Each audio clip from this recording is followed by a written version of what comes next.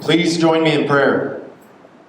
Dearest God, thank you for this day, and thank you for bringing everyone here together safely.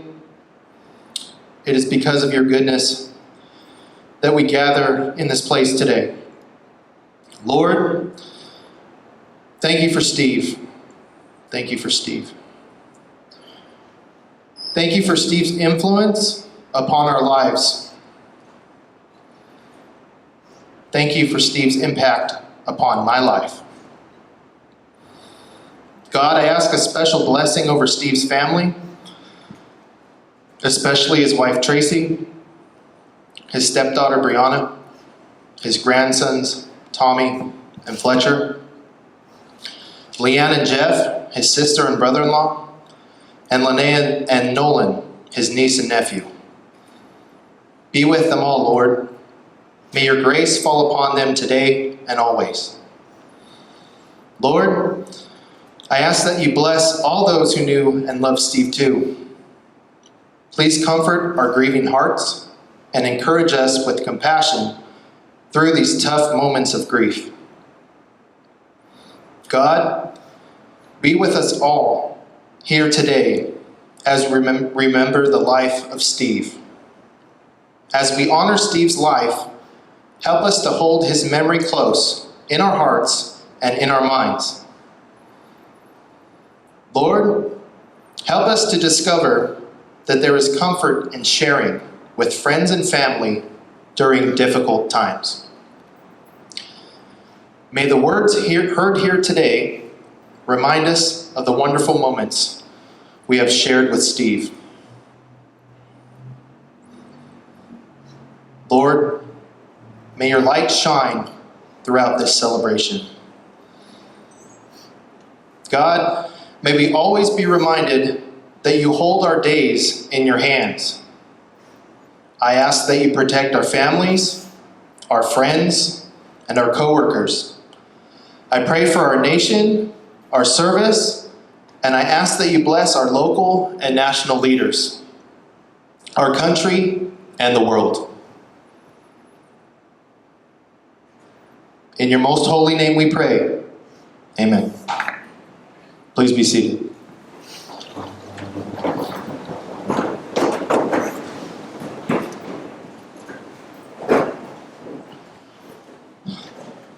Thank you all for being here.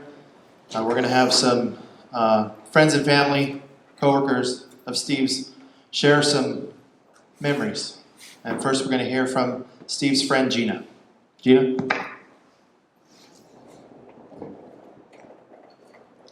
Steve was the king of puns.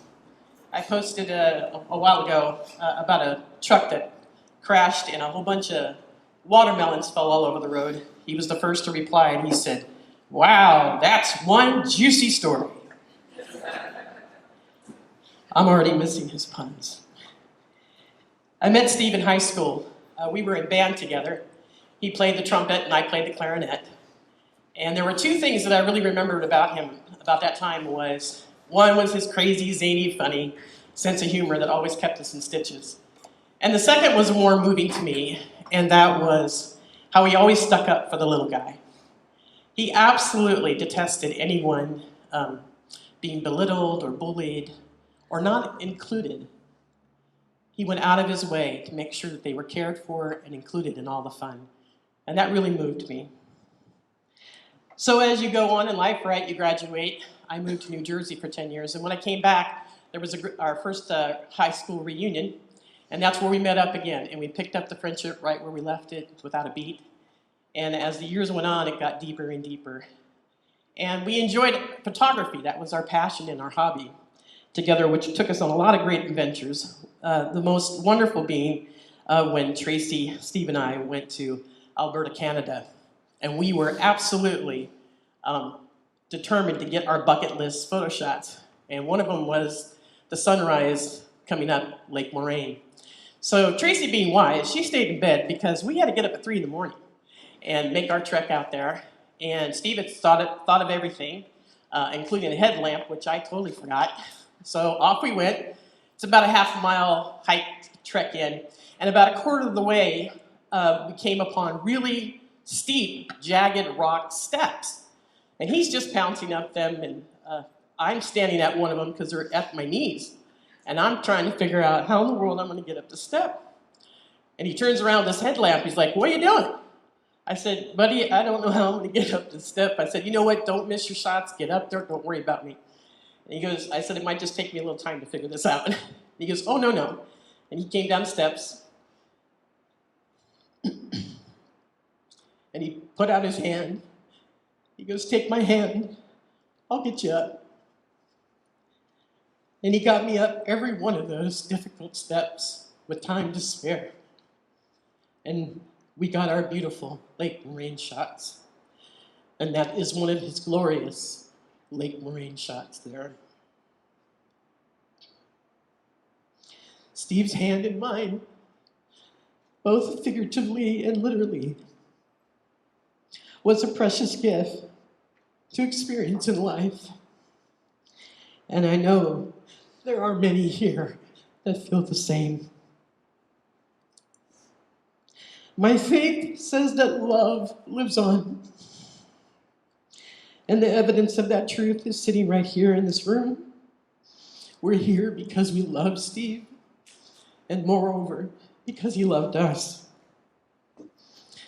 And though the love we have of him now is not the same as feeling his presence among us, still, we are not left with nothing of Steve. In fact, we are left with the most exquisite part of him, his love. And there was no one he loved more than his beloved wife, Tracy. Tracy, when I used to watch you and Steve on a dance floor together, it was like watching the most magical form of love. You both were in perfect sync, not only on a dance floor, but as you went through life together. And I know when you see him again, his hand will be outstretched for you. And he will smile and he will say, "Let's dance, honey. Let's dance." So Steve, my friend and brother in life, we send you off with our love. And I pray you always feel our love towards you, and that we always feel your love towards us. And may the love share sustain us all till we can together again put our hand in your hand once more. May God hold you close, and may heaven for you be beautiful, peaceful, and joyful. I love you.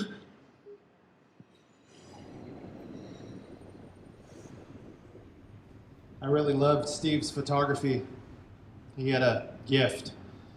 And if you look on the back table, some of those pictures that he took are just amazing. Magazine cover, amazing. Just jaw-dropping amazing. So next we're going to hear from Steve's sister, LeeAnn. Come on up, LeeAnn. And thank you, Gina, for sharing those wonderful memories. Holding a mic is kind of hard for us. I don't think we were Italian, but we talked with our hands a lot.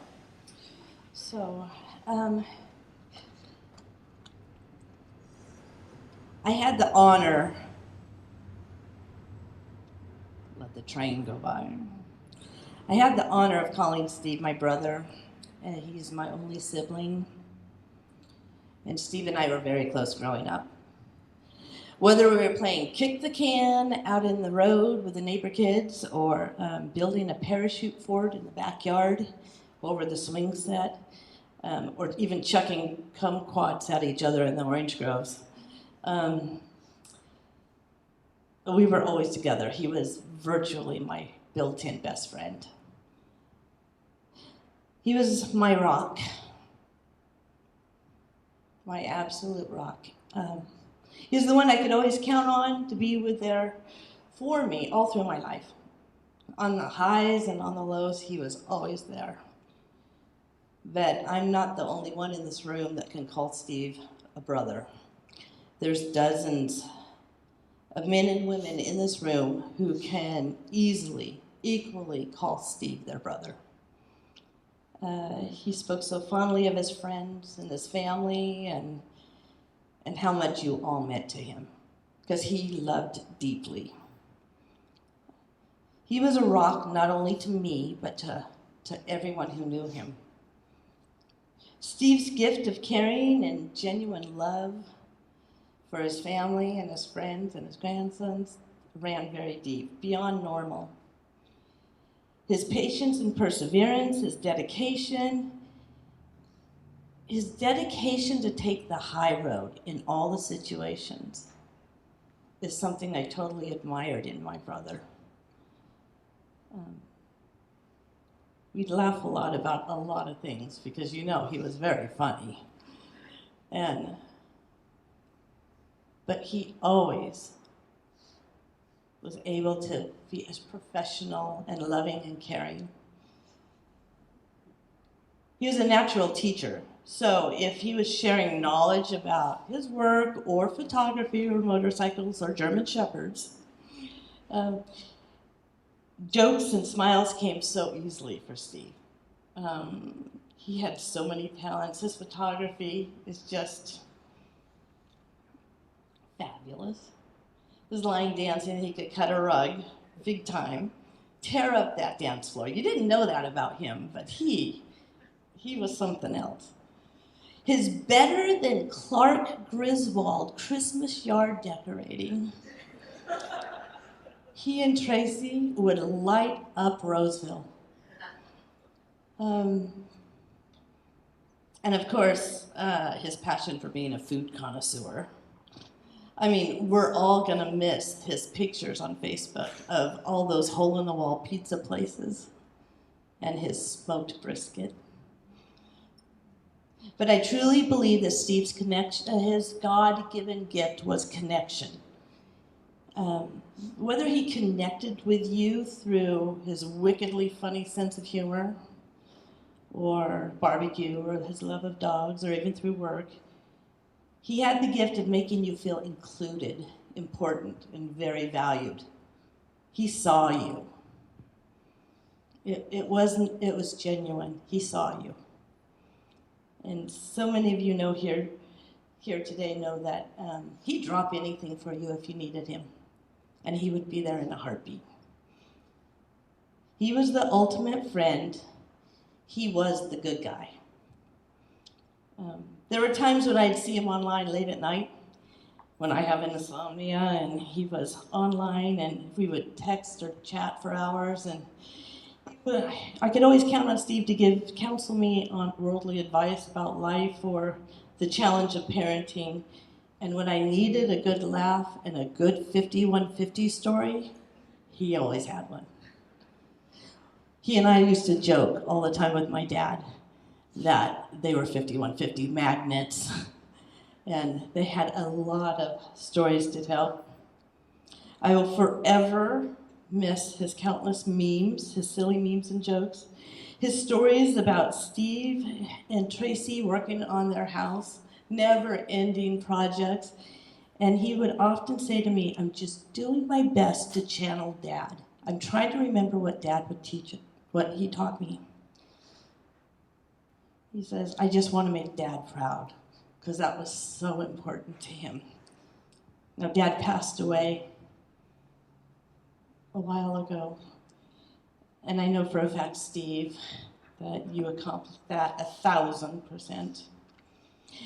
After Mom and Dad passed away, and when our dad was going through cancer treatments, Steve strived to keep his spirits up. And he would tell them all these crazy stories. And I can remember one that he even wrote down. And he says, "Share this with your fellow chemo patients." And my dad, he loved this story so much.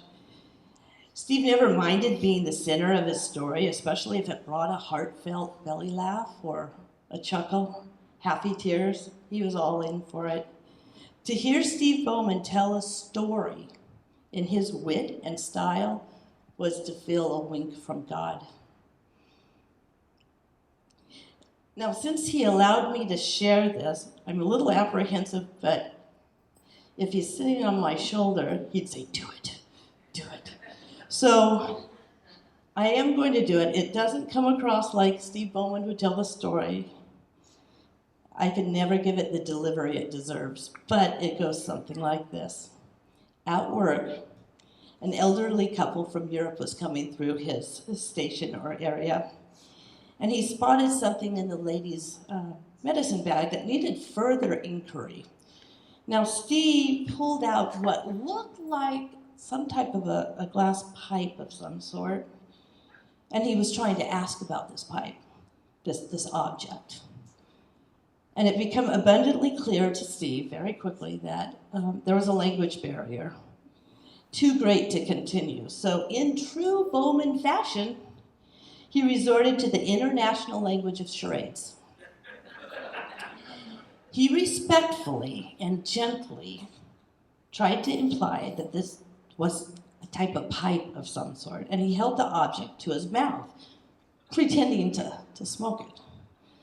Well, the more he handled the object, the more irritated the lady became and agitated, and she was shaking her head, nyet, nyet, nyet. The more agitated the lady became, the more the husband started chuckling.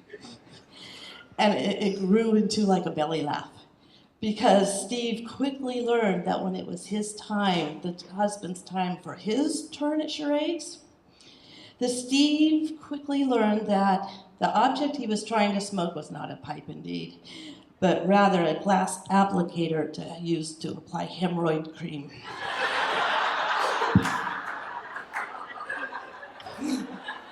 Okay, I wasn't sure if I should tell that, but I know Steve is so happy I did.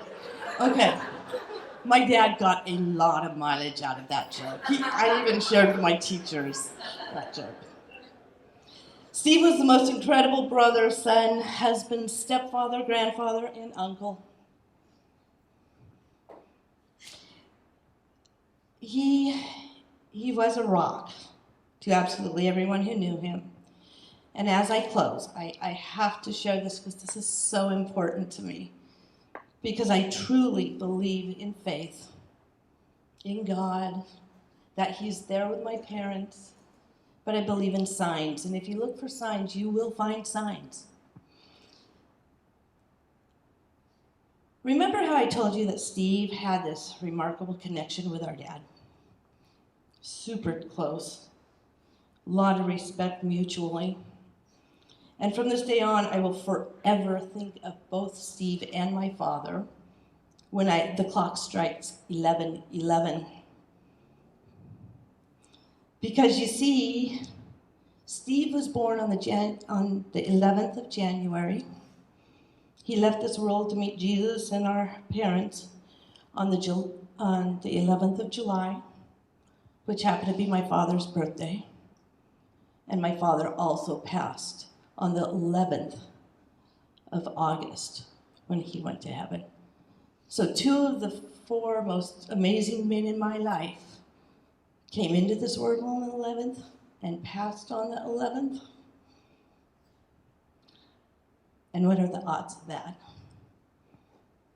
Never underestimate the power of connection with your friends, with your families, with your coworkers, because that connection runs deep. And that's why Steve was put on this earth, is for connection. And one last thing I didn't put on my notes is I was Googling 11:11, and my husband Jeff and I live in Wisconsin now.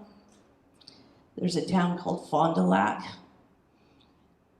and in Fond du Lac is a hamburger place called 11:11. So, Steve, on your birthday, they have smoked brisket there. God bless you, my brother. I will forever miss you beyond measure.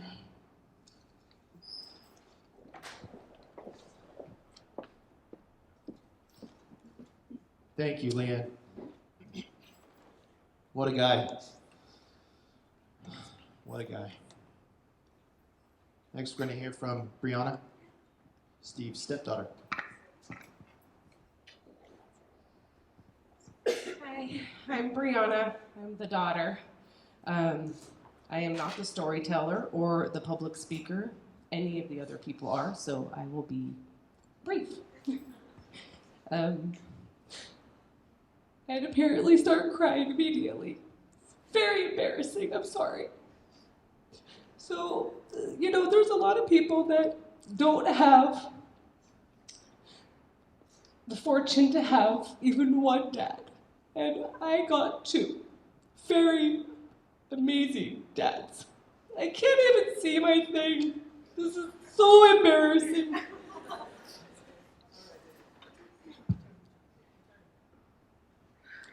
Thank you, Shane, for making me the bigger one. So Steve came into my life when I was, about 10 or something. And it was a very rocky start for us because of me. And, but his love and his devotion to my mom proved to outweigh any hurdles, and he was determined to make our family work, which it eventually did very well. He was those things in all aspects of his life, whether it was his family or his work or his numerous clubs and groups that he participated in. He was determined to succeed, he was loving, and he was supportive to all. And he was devoted to the cause of whatever he was participating in at that time. He was the man that brought you up and lifted you higher and never wanted anything more than for everybody to succeed. He never put you down. He never made you feel inadequate. He always gave a positive vibe and a supporting hand. He was so much fun, and that's what he wanted life to be. Even when he knew there had to be serious moments, he never wanted to forget to laugh or smile a little bit, and even if it had to be under your breath or hidden. If you knew Steve for even 30 seconds, you knew Steve's sense of humor, and you knew this was a man that loved to laugh and loved life. I can't tell you how many times I would flip through my camera roll after a family get-together, and I would randomly find these goofy selfies of Steve from out of nowhere. Or how many times I would open my Facebook late at night and have a message. And as an adult, I got to enjoy Steve's wildly inappropriate humor, which we shared. And I wanted to share, but I wasn't sure if I was supposed to. He always found the humor in life. And it's still hard for me to grasp that he won't be joining us for the upcoming holidays. And even here, right now. The fact that he was taken away, it was just way too soon. And we all miss him so much. And I have to believe that God had a plan for him, even though I can't fathom what it is. And we don't have any tissues up here. There are. There, Briana. Oh, yes, thank you. Okay. Sorry. Trust Oh me, my gosh. Your mother planned. I was almost done.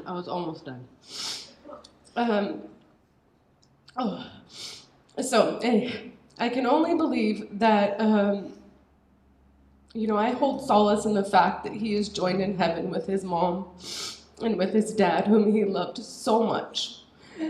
And the many dogs that he has loved and supported has come through our life, which, by the way, that's in double digits in just the amount of time I've been around. And with his friends that he's also lost. And we get to share that loss. I'm so sorry. and he gets to be joined together with them in eternity. The time we have on earth is so short, and we must enjoy it as Steve did every day. And we must tell our loved ones how we feel each and every day, just as he did. And we must find comfort in knowing that eventually we will all find our way back to each other again. And I'd like to ask that everybody, as you hear people speak or you talk to people and you hear their stories, that you just think for one moment about the time that Steve touched you, held your hand, helped lift you up, or made you laugh. Just take that moment. That's all. Thank you. Now we're going to hear from Tracy. Before I share some history and memories of Steve, let me first thank each of you for joining us today.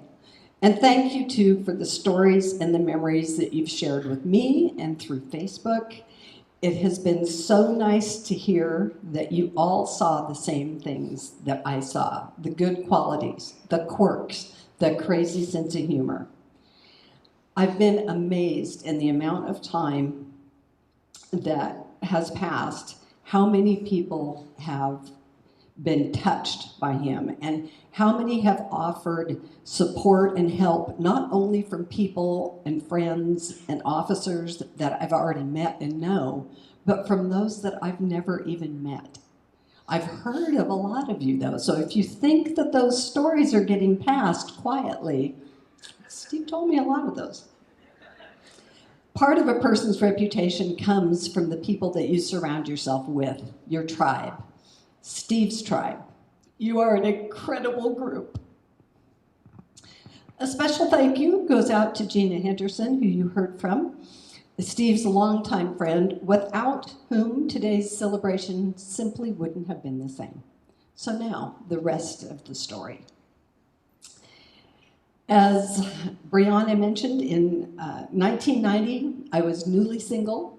I had a young daughter, and I felt like I needed some change in my life. So I picked up the adult education catalog and said, I'm going to take some classes.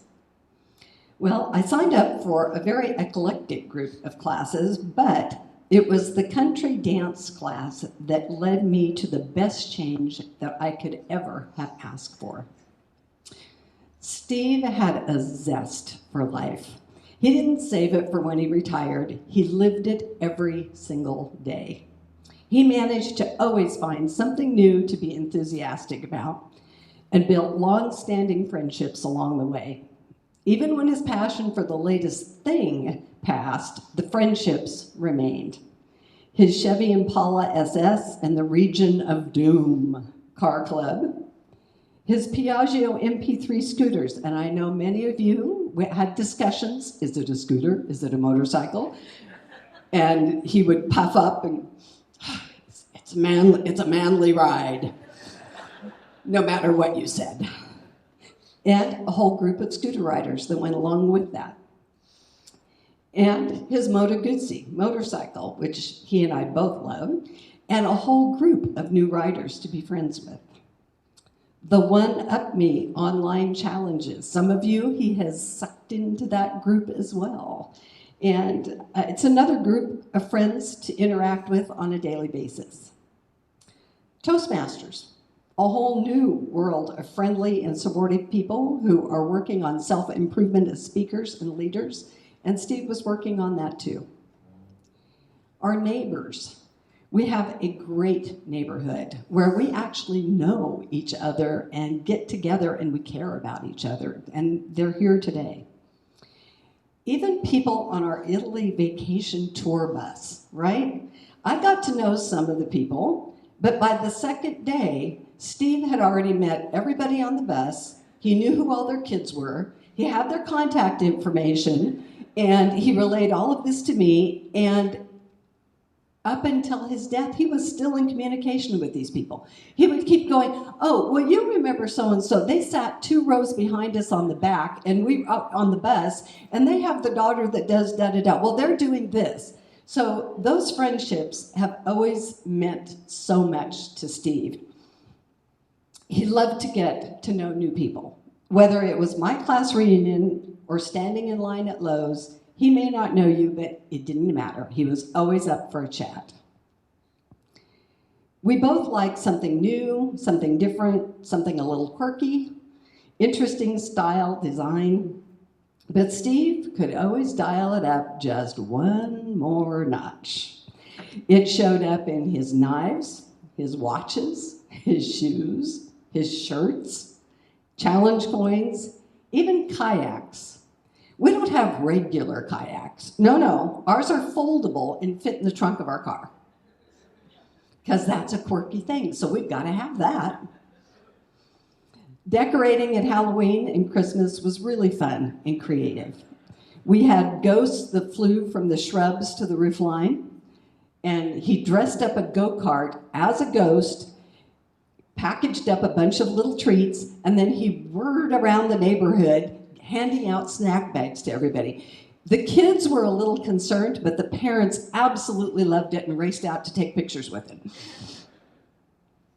We really enjoyed projects at the house, and I know you've been subjected to the projects at the house. And whether we were redesigning the yards, building fountains, giant shade structures, or ripping out everything to the studs and redoing the bathrooms, we really enjoyed working together and creating something from our imaginations. The phrases, "I was thinking," or, "you know," we could always led to a new project. And I know many of you were subjected to the in progress photos and the, oh my God, thank heaven it's finally finished photos. Steve took a photography class in college, and he was so happy to rekindle that hobby with his friend Gina, as she mentioned. We all went on the same vacation in Canada, and Canada is beautiful, especially in the warm sunlight. However, no, it wasn't warm sunlight. It was 4:30 in the morning because some of us had to go to a very special place to get a very special photo, and it wasn't even the Lake Moraine photo. There were more of them. This one I bundled up, freezing, thinking, you know, I could still be in my cozy little bed. Did I really need to come with them this time? I was smart enough to stay in bed the last time, but I'm kind of huddling up, thinking about why I did this, and they are happy as clams, setting up equipment, chatting about lenses, they're comparing meter readings. Oh, well, how are we going to set this one up? And I'm just looking at them going, you know, those two are just as happy as they could possibly be. And you know what? They got the joy of the doing outweighed the cold in the bones, and they got some beautiful shots. Steve didn't just treasure his friendships. He cared about people, even those he didn't even know. As we made what seemed like our weekly trip to Lowe's or Home Depot, without saying a word, you know, we would just automatically go over and help somebody who was struggling to load up their vehicle. We automatically just help people out. And it's a habit with law enforcement to always be aware of your surroundings. And if something didn't look right, he would stop and he would check it out. And there were more than once he called 911 for a stranger that needed help. So he was always trying to be aware, to help people. I used to tease him about being the world's policeman. It's like, really, honey, calm down. You don't have to cover everybody, although he really felt he did. Most of the people who come across someone at the side of the road with the red and blue lights are flashing, and maybe they'll slow down a little bit, maybe they might move over, but they happily go on their way, really glad they're not the ones that got pulled over. You know, there's always that, okay, they didn't see me speeding, all right, I'm good. But Steve will slow down, he'll assess the situation, he'll kind of decide if the officer looks like maybe they need a little backup, if there's anything hinky going on. So he'd kind of give him the signal, and, you know, if there's a wave off, then we're off on our way. If there wasn't, he'd pull over and he'd assist as needed. One time, he actually provided medical assistance to try to save the life of a boy that was being taken to the hospital by his father, and his heart stopped on the way. Bundled out, Steve's given CPR at the side of the road. Steve loved his job with the CBP. He liked the variety, he liked the challenge, he loved de-escalating situations, even smooth-talking people into confessing things that they had no intention of ever telling. There was a driver at the seaport who's still alive and working because of Steve. The driver was trying to seat a shipping container on his truck, on his trailer, when a steel bar kicked loose and hit him in the head. And his injuries were so severe that he needed CPR. And Steve immediately started working on him, assisted by CBPO Karen Hughes, until the EMTs could arrive. And Steve found out later, a few months, that the man had healed up and made it back to work. And he had been dead. So Steve was so happy to have been able to make that happen. He loved to solve things, whether it was responding to Hurricane Harvey or the Asiana Airlines crash. Steve liked to help to fix the problem. One of the things that he liked the best was learning and teaching others, building leaders, taking the time to show people a more effective way of doing something. Bowmanizing. I know you've heard that term over on this side of the road. It showed up in his one-on-one work with other officers and in periodic assignments as an instructional coach at the Fletcher Federal Training Academy. Steve loved food. He was a good and a creative cook, and a lot of us in this room have benefited from that. His Traeger became a staple in his life and led to yet another group of friends. What temperature to smoke? What pellets to use? Brine, rib, which do we do? Advice and recipes exchanged by all. Our neighbors certainly knew when Steve was home by the cloud of smoke wafting through the neighborhood. But he would always cook twice what we could possibly eat so he could take some into work. Some of you have been asked, hey, you had lunch yet? You hungry? Come on in, let me fix you a sandwich. Go grab something out of the refrigerator. Now, let's see. And out would come the brisket, the tri-tip, the ribs, whatever he had done. He loved feeding other people as much he enjoyed eating himself. And he loved RC Cola. I know you know, especially for the memes. So, the table decorations today represent some of the many sides of Steve. The baseball hats he bought as souvenirs wherever he would go. The barbecue representing his love of barbecue and the Traeger, and his job.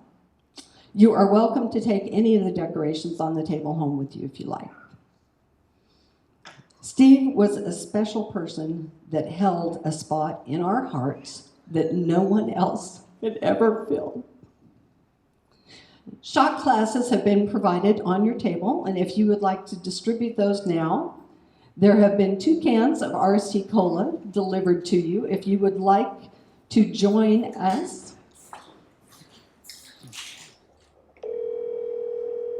if you'd like to raise your glasses in memory of Steve.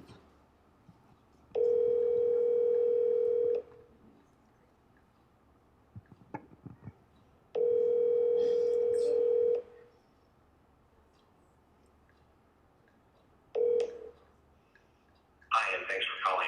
You've reached Steve. I'm out busy saving the world from total destruction. Leave a message.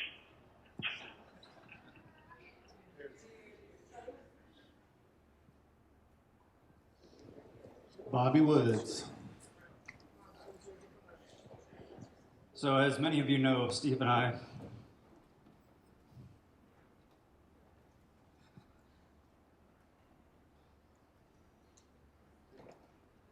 have known each other all our life.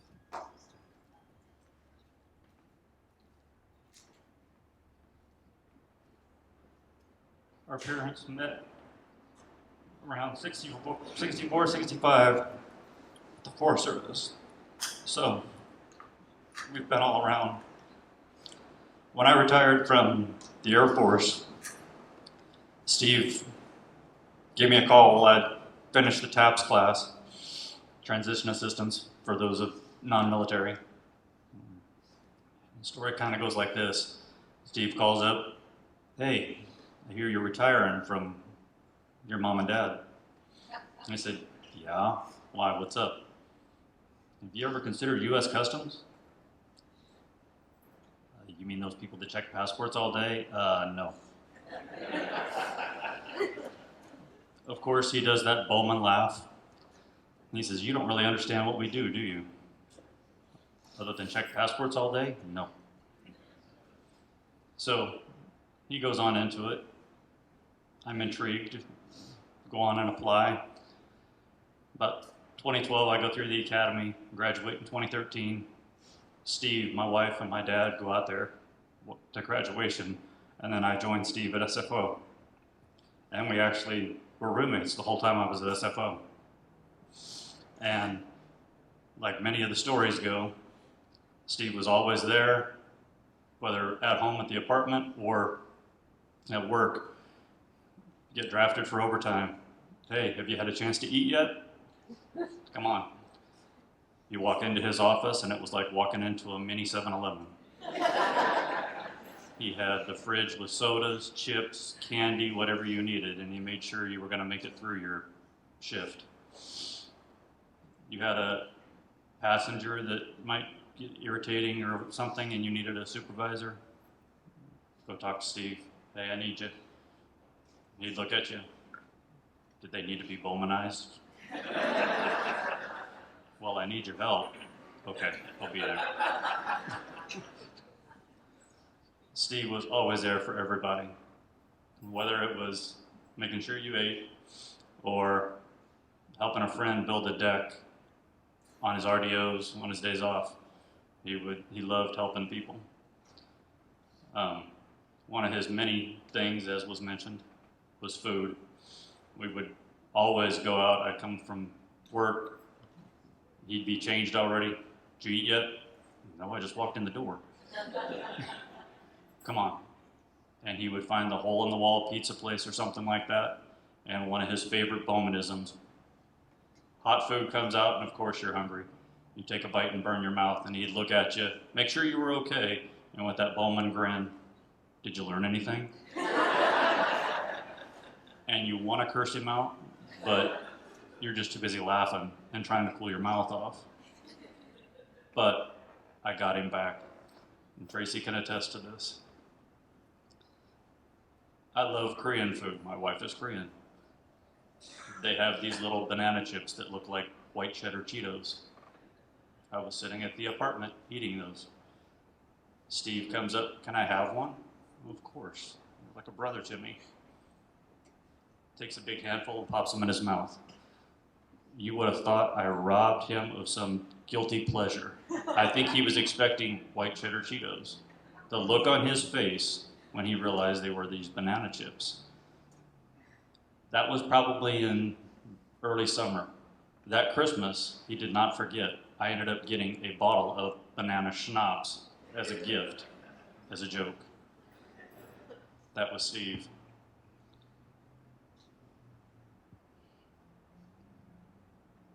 I'll never forget you, brother. So, rest easy. We're gonna miss you.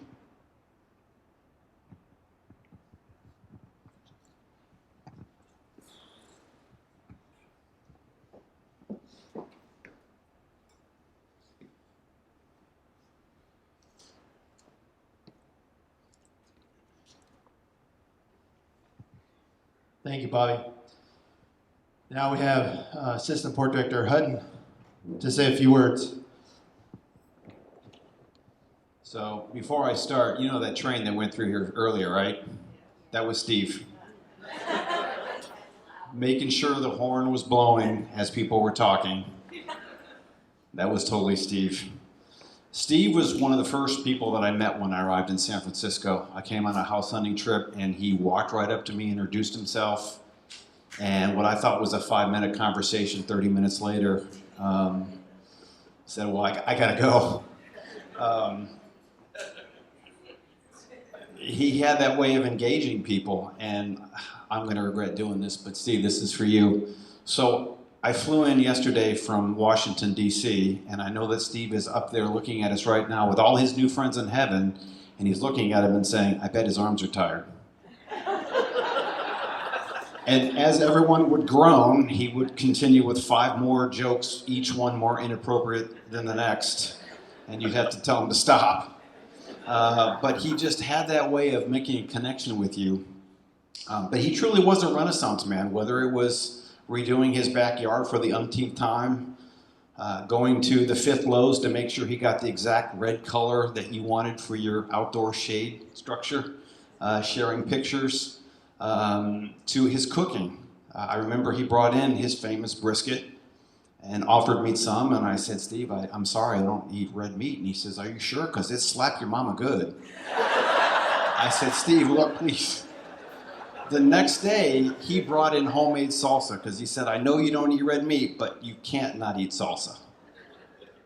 And that's just exactly the type of person that he was. Steve had a second love. You saw brief pictures of her. Her name is Sophie. And like everything Italian and mechanic, that Moto Guzzi caused him no amount of stress and consternation getting it to work and run. And Tracy, I would be willing to bet you a large amount of money that it's in pieces in a garage someplace as he was trying to get it to run again. Whether he was fixing something or building something, he did it with a humbleness and an expertise that just completely shocked you. When he showed you pictures of things that he built or even pictures that he took, I remember saying, wow, how much did you pay to get that done? No, I did it myself.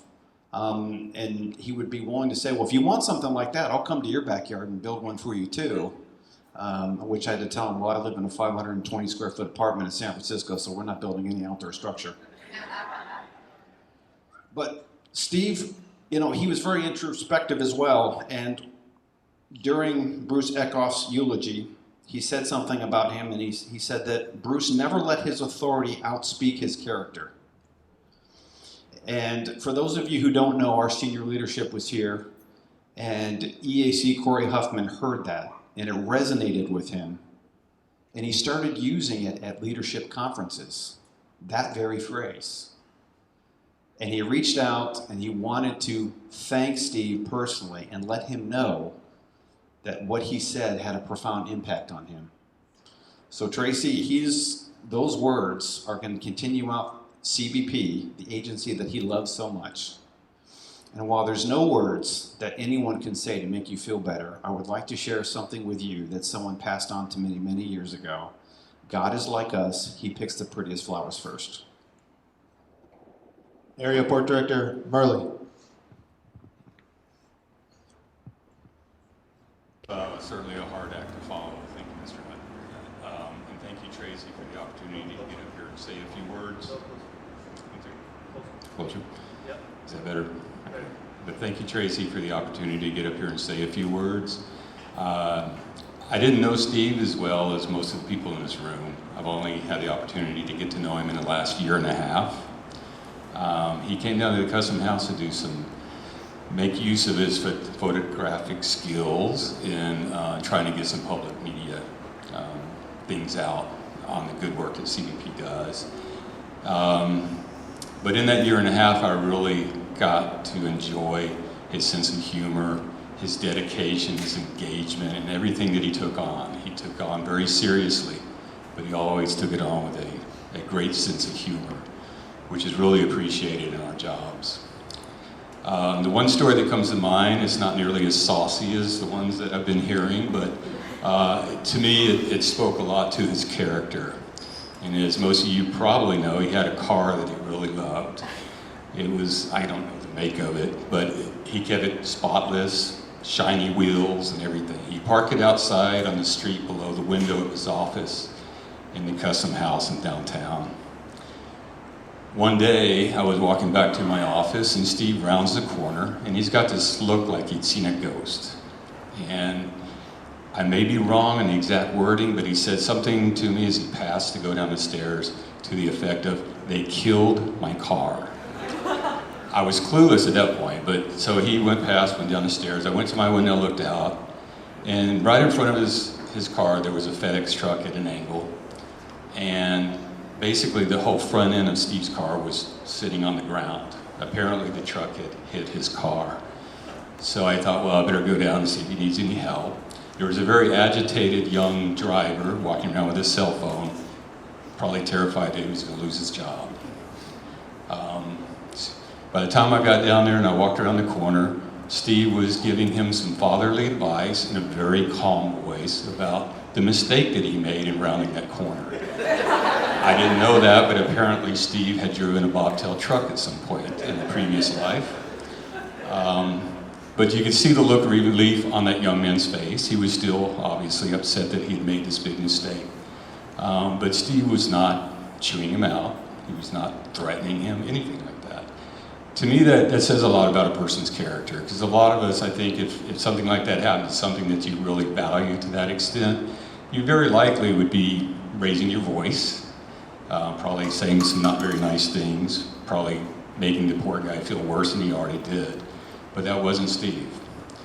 And, you know, after a few moments of lecturing this young man in a fatherly tone again, he comes over to me and looks at the car, he shakes his head, and I can't remember the joke he made, but he said, well, I guess, maybe a roll of duct tape, I can fix it up, something like that. I mean, obviously that wasn't going to happen.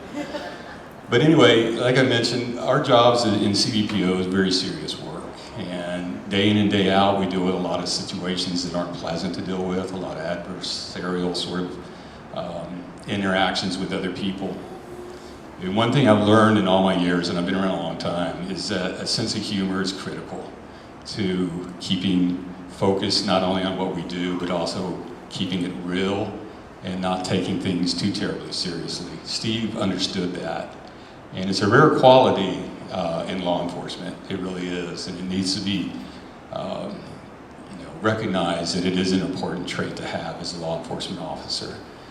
So with that, again, Tracy and Briana and family, thank you so much for sharing Steve with us these past 17 or 15 years, whatever it was, I can't remember. He's made a difference. The people that he's imparted his wisdom and his mentoring to will be in the agency and become leaders in this agency going forward. So he's made a difference that'll last for years to come. So thank you again for sharing him all these years. Thank you, sir. I'm going to ask that everybody remain seated. We're going to do a flag presentation.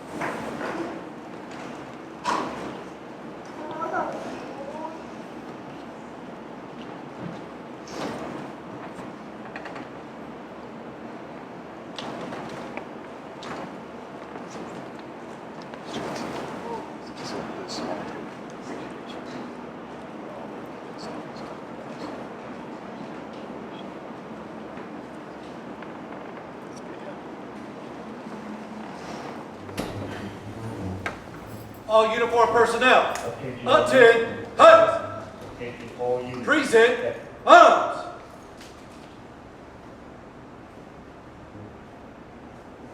Attention all units, sector. Attention all units, sector. India 5054, this is sector. India 5054, this is sector. Sectors all units. Supervisory Customs and Border Protection Officer Stephen Bowman. ended his watch July 11, 2022. At this time, please recognize a moment of silence.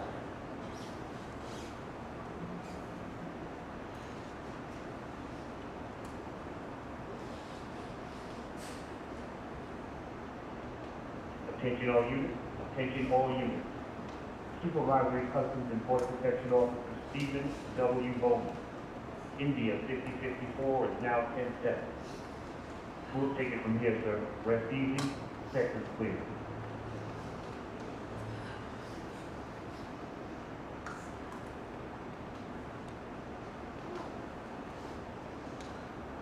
All uniformed personnel, order, arms.